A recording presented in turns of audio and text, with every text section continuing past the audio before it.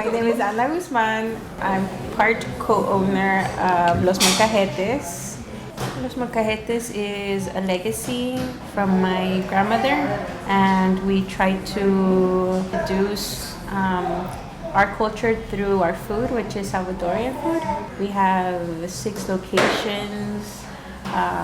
They're all independently owned. This is the one that's in Filipino town.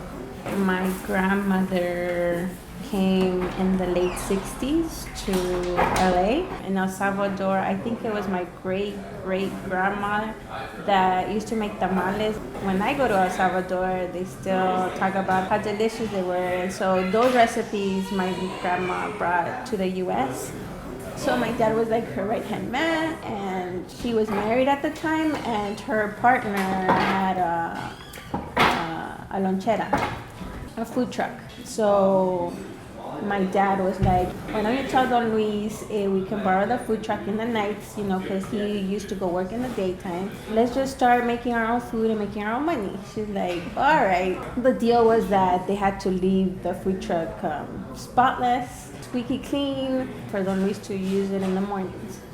Little by little, they started getting a lot of people that like their food. And so my dad, again, he's like, why don't we open a business? So they opened up their first little spot on Pico and Magnolia. It was like a hole in the wall. There weren't any tables. It was just a little kitchen, the counter with a couple of stools.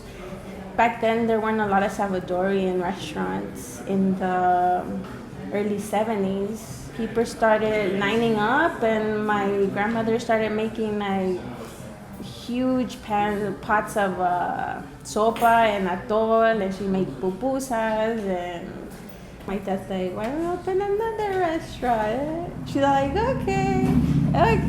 And then she got the idea that each of the siblings were gonna acquire a restaurant. So her goal was to open up a restaurant for each of her kids. So that's what she did. I'm 3rd generation. It was my grandmother, then my dad, then myself. We've tried to keep those recipes alive, my grandma's recipes. I have customers that went to the original molcajete in '79. I have customers that were little kids, and now they have their own families, and their grandparents tell me that the pupusas are still very authentic and they have the same flavor. And so we strive to keep that recipe alive in the restaurant and keep their memory alive as well through the food that we offer. Every Salvadorian that I've met, they have at one point eaten at Los Molcajetes, so I feel really proud of that.